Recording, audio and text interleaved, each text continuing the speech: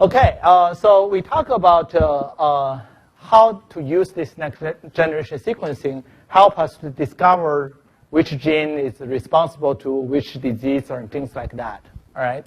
So this is really in the research market when we want to figure out what is causing the disease. And the second direction of next generation sequencing, especially DNA sequencing, is for the personal genome sequencing. And this will have much bigger clinical applications or implications in the near future. I'm talking about the future is not like 50 years from now. It's 5 years or 3 years from now when the human genome costs you maybe $500 for each genome.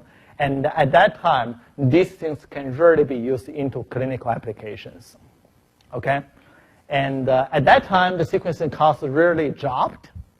And when the sequencing doesn't cost any money, and the analysis will become the most important part. So you guys are in good shape.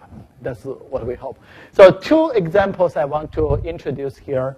And the first one is, I think this is from Russ Altman's group, is published in Lancet last year.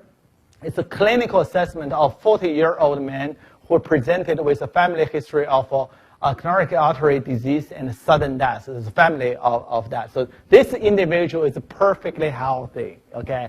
He just has some family history of having some trouble. And how we can use the whole genome sequencing information help us in terms of in the clinics.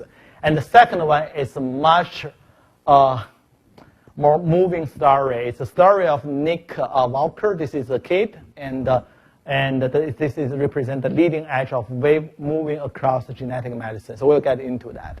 Okay, let's go to the first one. All right, and we don't have one human genome. We have 6 billion human genome, right? Because this is the number of people we have on this planet. And each individual one really have this own unique genome. That's a huge market to do it. And the cost per megabase of DNA sequencing really dramatically goes down. And you can see this is the per megabase of DNA sequencing. And 10 years ago, it cost you anywhere from $7,000 to $10,000 to sequence 1 megabase of DNA. As for today, 1 megabase of DNA, the cost of sequencing is 17 cents. Okay, and this is most of them are actually administrative costs, and the real reagent cost is 4 cents to sequence 1 megabase of DNA. Okay, and this is Moore's law, so we can see how much information we are accumulating during the years. The same shape, the cost per genome also dropped dramatically. Okay, and this was 10 years ago, but today it goes to, so this is March 2011. This is, by the way, this is based on the National Institute of Health, their statistics. And in March 2011, it's about $10,000 or over that per genome. Today, it's about $8,000, so a couple months later. And so you can see that this trend goes, it's really not too much longer than we can get to 1,000 genome sequencing and $1,000 human genome, and even cheaper than that. Okay, and so that really makes the personal genome more important, and how we can use personal genome to help us into the clinical practice. That's very important.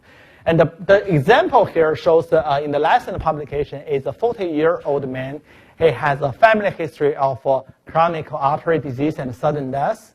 And this individual actually appears well. And his medical history was not clinically significant, it's perfect. And the patient exercised regularly without symptom and taking no prescribed medications. And the clinical characteristics were within the normal range. So if you read the slides, and this is the clinical reports, okay, that's the future for really the clinical practice. So the age, height, and all those kind of blood pressure and all those things, okay? And the family history, so you can see that this is what the individual we are doing the sequencing, and their parents or siblings and all those things. So this individual had a sudden death, And these individuals had certain type of cardiovascular disease in the family history. But this particular individual we're sequencing appeared not problematic. And the experiment they did was they used helicose technology. We know that helicose, unfortunately, they were delisted in the market. So, but other technologies can do the same job. So they had 148 gig of raw sequence and 33 base reads and detected 2.6 million SNPs and 752 copy number variations in this individual comparing to the. So we see this type of statistics a lot, but what that really means, how that can help us, right? And they did some certain level of validations, including all variants discussed with parents were validated using the Sanger sequencing. So basically, this is really for the ethical part before the doctor say, you are disposed to cardiovascular disease, and this is the variants supported. They have to make sure about that. So they did some Sanger sequencing to confirm those. And the copy number variation costs were validated using PCR. So they did quite extensive validation on that. And disease risk analysis, and analysis really focus on 4 areas. And the first one is they want to look for the variants associated with genes for Mendelian disease, okay? And those are kind of lower hanging fruit to see whether it's problematic. And they also want to look for the novel mutations and also the variants known to modulate response to pharmacotherapy. Okay, we will see the application for that. And they also want to see the single nucleotide polymorphism previously associated with complex disease, so reported by other research stories. The database that they use, so this part is the general areas that they are interested in. But to get this information, you do need a knowledge base, and this is another important component of this personalized medicine. It's a knowledge base. The database required here is a disease-specific database, okay, a mutation database, and there's many databases if you look at the literatures. And an important one, which is the human genome mutation database, and I think Matt Moore, one of the guys working in Sean's group, was from that database, that institution, and also the OMIM information. So those are the knowledge base that is required, although not necessary, although it's not sufficient, but it's necessary to really make any clinical recommendations. And this is very. I believe they also use the pharmacoGB information there, which Russ Altman is the PI of, right? And they also made, for the novel mutations and those things, they did a prediction based on the allele frequency, conservation, and protein dominant disruptions. And this figure, I know you don't see it, and I don't see it either, but the point is you got individual patient variants, and there's many different tools that you can use to help you to prioritize which individual one is important. It's potentially important. It's not necessary, right? And they found that rare and novel variants are predisposed to disease. Search for evidence of rare and novel variants that would predispose patients and his family to the disease. And they found that for the cardiovascular disease, discovered rare variants in 3 genes that are clinically associated with sudden cardiac death. Okay, keep in mind that they had a sibling that died very young and in the early stage, sudden death. So these 3 genes are potential problematic, and this is not only a diagnosis for himself, but also some of his family members that had shared the same gene. And revealed 3 novel and potential damaging variants in 2 related genes that were previously associated with development hemochromatosis, okay? But no family history were reported, and the heart, I guess this is some type of heart disease. And they also did echocardiogram results, and shows their functions are these particular patients. It looks pretty good. And justification for continued surveillance and testing with serum iron studies was explored with patients. So So in short, that they found some problematic genes that this person didn't show the phenotype yet, but they want him to be careful and continue to monitor in the future. So that's one of the help they can get. Okay, this is a very important graph. I think it's very informative.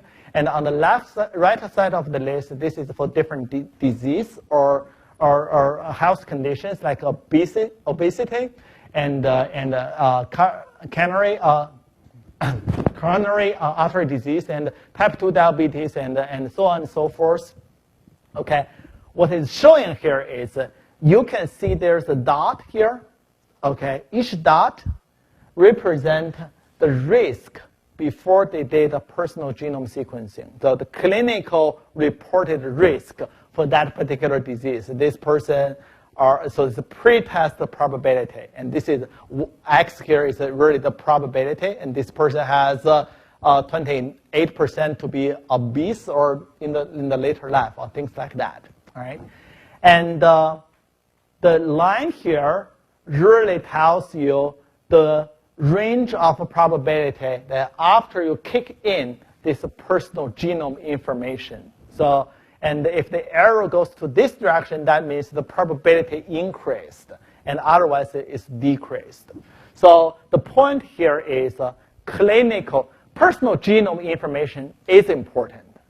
Clinical information is important too. So we have to combine these both to really have informative clinical implication on the individual and eventually using into the diagnosis or treatment. And one thing that I pull out one of it, and so this is a myocardial infarction, and this person has 7 SNPs that are reported to potentially have problem with this particular disease. And it also tells you the contribution of each variation to contribute to the risk of this disease. So I think this is a type of clinical report, the clinical report that can be presented to the patients eventually in the future in the clinical practice. Yes? So I don't know how the details, how they're calculating the risk. I don't know either. I think the risk for the genome is a lifetime risk from birth. Right. Whereas the clinical is actually age dependent. Exactly, that's exactly true. So and that's why that they have to combine this clinical phenotype with the genomic risk, and then to have a more informative evaluation. I also noticed that even though they try to hide the fact this guy is not clinically obese, but his BMI is clearly out of the range. It's 26.5. You can rate it? Well, All right. I think the normal range is actually below 25. You don't want to see mine, so I wouldn't say that's obese because mine is higher than that. Yeah, it's overweight. It's a little bit overweight. Yeah, so it has the trend. That's why that they were saying this is about almost 30% of obesity risk, but with the gene, it has a bad gene, so it can go to anywhere to 60% of the risk.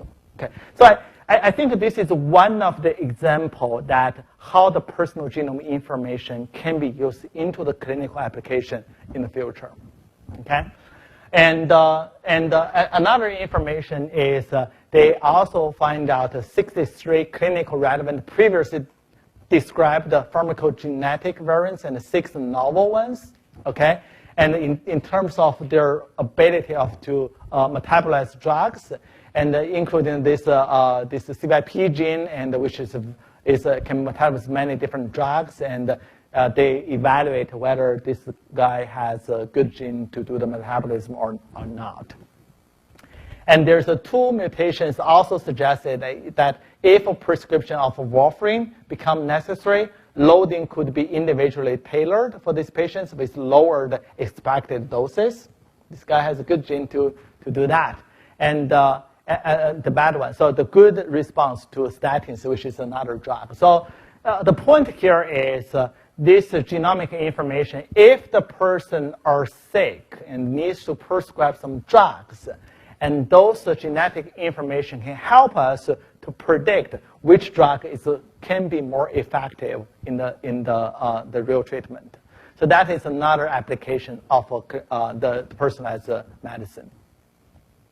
And also, I don't know the algorithm they did that. I guess I can read a little bit further on the paper. And the point here is the gene and the environment interactions. This is a systems biology approach to look at things. So meaning that those diseases are not independent. If one person has heart disease, and it might get into more possible to have another disease. So you can see those arrows. If there's a type 2 diabetes can contribute to this particular disease, which I cannot read here. But for some environmental factors, smoking can contribute some things. So these are the information that are also, so the personal genome information of this individual is also integrated into considering of the effect of the relationship between different disease and their living habits. Is that okay? So I think this is a very important paper, and this is something that will be very widely used in the future, the clinical practice. The summary here is this is one of the first study of a comprehensive analysis of a human genome in a defined clinical context. The result provide proof of principle that clinical meaningful information can be derived about disease risk and response to drugs in patients with whole genome sequencing data. So integrating the clinical information with personal genome information together, that is important. And the predisposition and risk to different disease is interdependent. Remember that last network. So if you have one disease, you're more likely to have another disease. And how likely this to have communication, also something written on your DNA as well. And the limitation so far, not about this particular study, but so far is a comprehensive database of rare mutation is needed. So what do we need? Okay, come back to this. What do we need to do this kind of thing? You need a clinical report. You need a genome sequencing, but you need a knowledge base. And so far, this knowledge base is something that we are missing. And I think the scientific community is trying to make it better of this. It's a comprehensive database of rare mutations needed. So there are imperfections of all the human genome published, so meaning that sequencing information can somehow not very accurate as well, and those are something can be fixed in the later stage. Is what? Cosmic database? I don't know that database, I'm sorry. And the gene-environment interactions are challenging to quantify and have been lately studied. Gene-environment interaction. Yeah? So I think one of the terms or discussions now in terms of the clinical usefulness of this information is how does it stack up with a history? Right.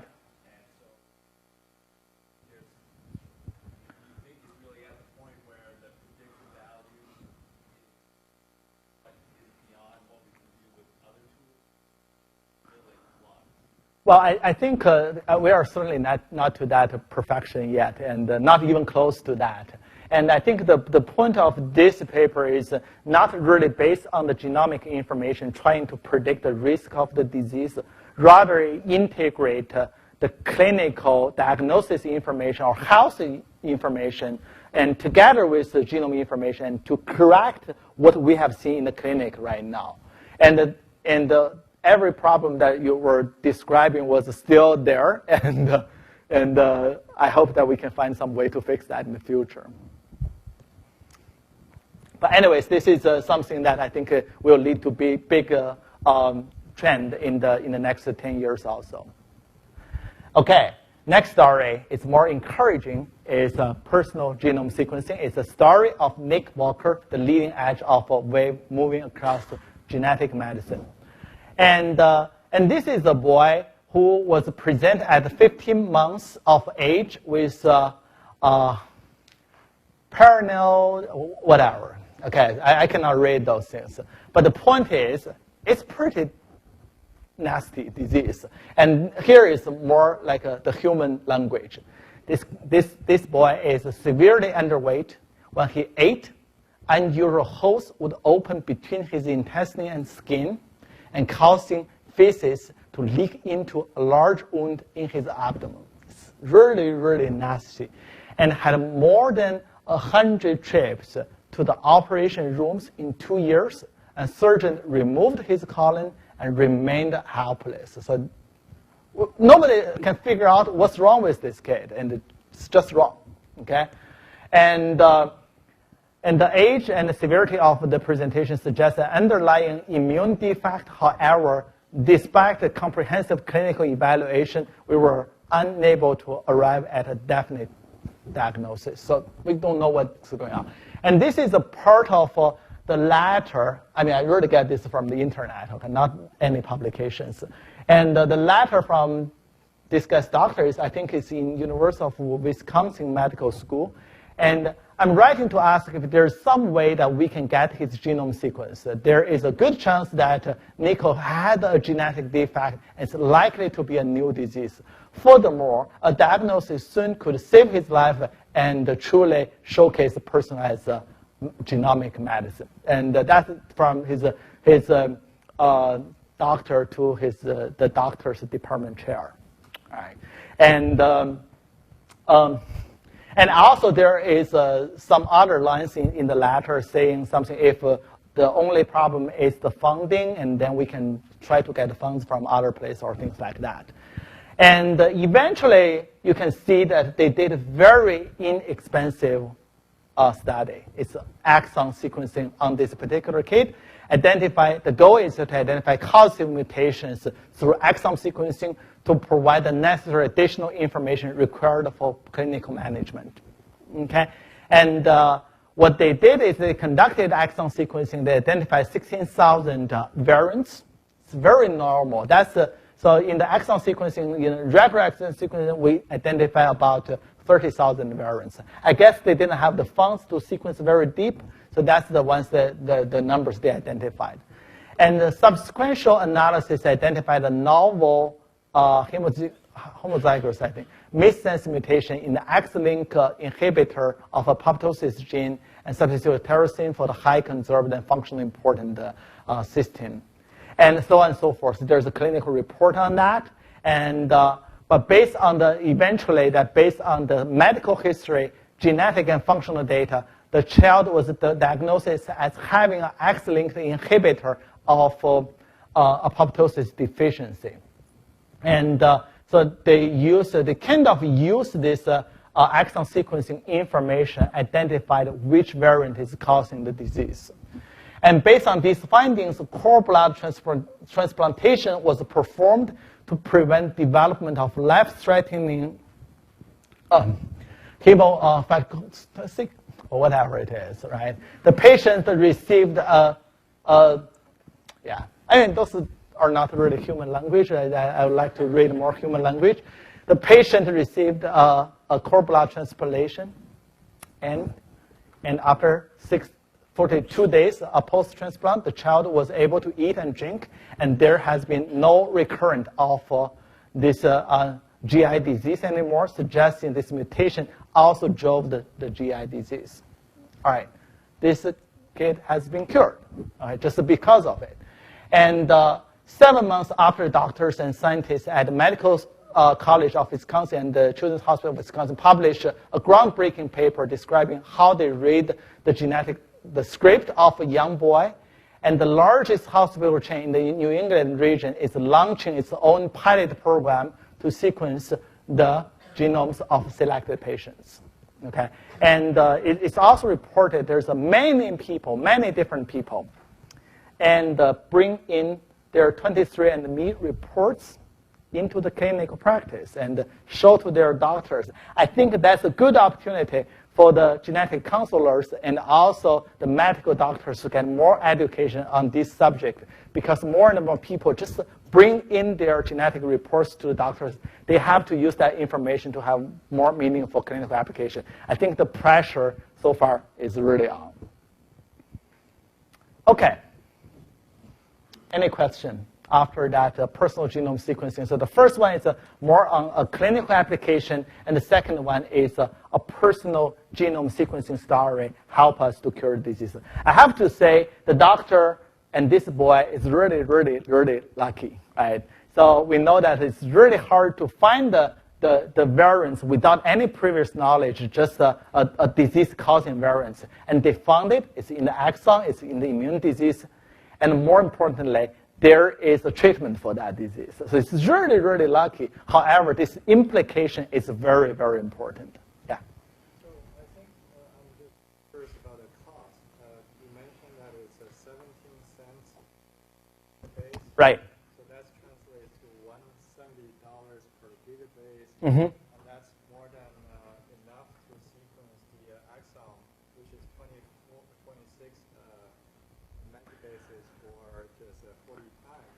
Mm-hmm. So that means for $500, and in theory, according to your Actually, the exon sequencing cost right now is the total cost, including the library preparation and capture part, is about $2,000. It's very inexpensive. And so what you are describing is the sequencing cost. But when we get that sequencing, there's many steps in front of it, which also costs a lot of money. So far, the exon sequencing cost is roughly $1,000 to $4,000, depends on the quality of the data and where you do it, and the scale of the order you can make. Right, the larger the order is, the cheaper it is. Any other questions? All right. So the last part of, I know everybody's tired, but we already had 2 breaks. So and the different scopes of DNA sequencing and the whole genome sequencing, target sequencing, and pooled sequencing. And this part will be very brief. Whole genome sequencing and the number of sequenced genome grow fast with the cost of the sequencing jobs. So you can see there's 2 curves here. This curve is the sequencing cost, and this curve is the number of genome has been sequenced. If you read it, I mean, it looks like pretty striking, but this part is 15. So far, not many individual genome has been sequenced. Okay, I'm not talking about 1,000 genome sequencing project because those are not real personal genome sequencing. They have only full X coverage, so you are really don't have the confidence to identify the variants in the individuals. But for the real whole genome sequencing, it's still less than 20. But this trend is going on and on. So I think I read an NCI report. They are saying by next year, there will be, maybe 2 years from now, there will be 1,000 tumor patients' tumor will be sequenced. And by the year of 2020, which is 9 years from now, and whole genome sequencing or part of the whole genome sequencing will be used into the routine clinic practice in terms of cancer practice. I can get that figure next time, but it's very, very encouraging. So, but so far, it still costs prohibitive to study a disease. So not too much has been sequenced. So in the research market, we cannot wait for the price to get dropped to that low. So at the current stage, there's still several different strategies that without doing the whole genome sequencing. The first one is targeted sequencing. So what it means is I cannot afford to sequence the entire genome. Rather, I will only sequence a portion of it. Okay? And exon sequencing is one of the studies we already presented several times. And that is one strategy to find out the regions you want to further sequence. And the other one is actually the linkage of GWAS-derived regions. So we have a project that we found out in part of the genomic locations is more likely to associate with disease. You really want to design your target strategies for those regions and eventually doing sequencing on that small proportion of the genome. Okay? And the capture strategies is important. So you think of the sequencing now, I'm not focusing on the entire human genome, only a small portion of it, but how can I get that part of the genome from the whole genome, right? And it's not really easy task. And there's several strategies to do that. The first one is the long-range PCR. So you can do 5K, so sometimes even 10K amplicons, and it's not easy, but it's very much doable. For smaller regions of interest, that is still very important, and samples can be barcoded. So if you remember the pooled sequencing example I presented, and actually that is for smaller region of interest, it's only 145 kilobase, and then you can really they did a 900 long-range PCR to target that region down. So it's not too bad if you have a very targeted region. And another strategy, which is not commonly used, I will just list a reference here, and if you're interested, you can go to look at that. It's a reduced representation library. It can be cDNA library, or you can use restriction enzymes. So I'm not going to talk into that. But two other technologies to do the target is very important. The first one is the so-called capture array technology. The second one is the capture in solution technology. Okay. For the capture array technology, and this was based on the Nimbogen platform. So you can see this. This is the DNA, okay? And what I wanted only part of the DNA, which is the purple part of the DNA. Can you see there's the purple and black? Okay, okay, all right. I cannot see very clear from this direction. But there's some purple, there's some black in there. The point is only the purple part are the ones I want to sequence, further sequence. And the black part, and I'm not interested in. So what they did is they will do the library preparation, put in linkers and those things. But more importantly, they will design the microarrays to only target on the purple regions. And those purple regions are the region I'm interested in. I will design arrays to target it. So you can see that when you throw those here, and those purple ones will be hybridized to this array, while the black ones are kind of loose, right? Because it's not being targeted. And then you further wash and do whatever you need to do, and then only the purple ones will be left, and then you further sequence the purple ones. So this is a capture array technology. There's many different platforms, actually. Nimbogen, Agilent, and sometimes you can even get a spotted array to do that, okay? And but there's another very interesting strategy. It's called a capture in solution. So it's very much a similar idea of a capture array, but rather you don't put things on the array, you don't do the hybridization. Rather, you will design your probes or base, and you get a built-in labeled it. So you mix your samples with those probes, and then the ones that within the target region will have a built-in also attached to it eventually, okay? And then you use these beads, and you can capture this and then further do the sequencing. But it's a very similar strategy comparing to the capture arrays. So it's just not using array, rather you use the built-ins, and eventually you can pull those down, okay? And Agilent Sure Select assay is the most important strategy for this, and they can target 50 megabase of exon regions. This is very much a standard practice right now, okay? And but sometimes we feel capture is still too expensive. Okay, let's break down the cost, and this is related to Jake's question. Break down the cost a little bit. Target sequencing can still be expensive for hundreds of samples if you're doing that. And the cost associated to capture, including the design, the capture array and base, okay? And that is one-time cost, right? You have to design it, design the arrays to target the region you're interested in.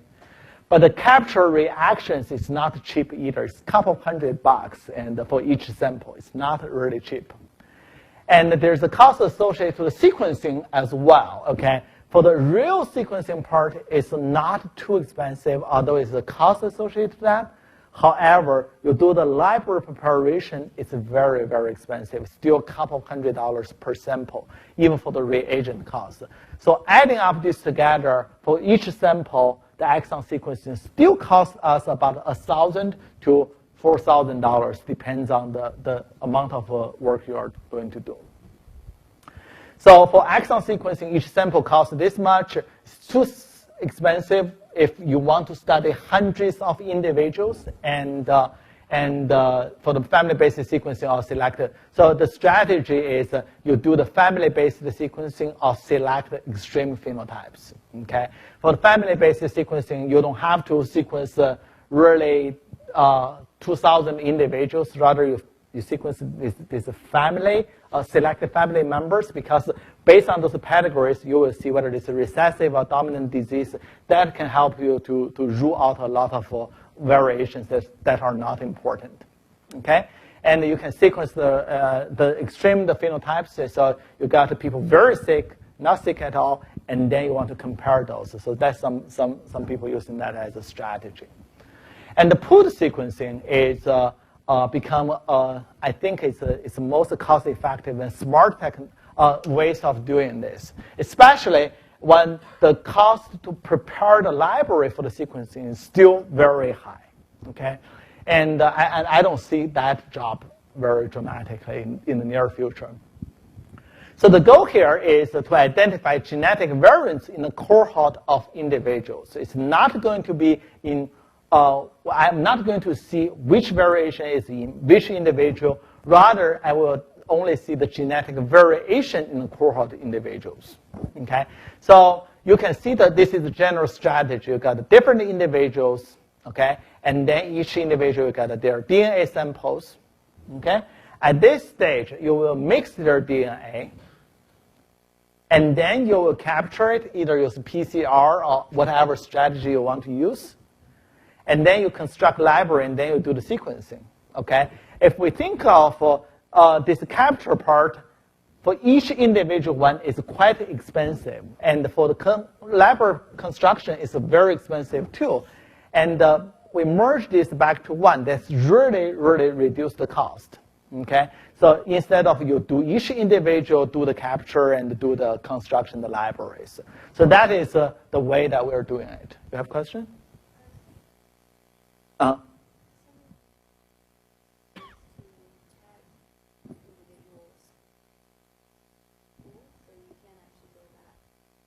Yeah. Yeah. So the comments are just for the recording purpose. But the comments is you can barcode the samples before you go through this kind of mixing DNAs, and hopefully in the later bioinformatics stage, you can still decipher which DNA is that. And it's certainly possible, and that is ideally the way to do it. But for those sequencer companies, they want to sell more reagent, and they really don't do that. But maybe some independent company can do it. Yeah, I don't see any reason that cannot be done, but people just don't do that very often. And they identify the variants, but won't know which variants are from which individual, and it cannot target too big of a region. If it usually has to be less than 1 megabase, the total size. If it's longer than that, you will run into other troubles. And analysis can be very tricky as well, and it's not easy to do. Okay. Oh, I made it. So next lecture, and everything will be in the Center for Medical Genomics, and for the people who register the course, and for the people who sit in, I'm sorry you cannot go, and because the classroom is very small. And we'll have a tour, and the location is the second floor of the BRTC building, so in the next 3 lectures, this is today, and the biological components of DNA sequencing. Next time, I'm going to talk about bioinformatics and statistical components, and there will be more equations in that lecture, and it will be less enjoyable comparing to this one. I'm sorry. And including the mapabilities, the refined alignment, quality, recalibration, variant identification, and structure variation, copy number variation, and those things. And September 30th will be the application of bioinformatics components, and we will have the guest lecture from Tatiana Freud about an example on the exon sequencing and how to build family information into it.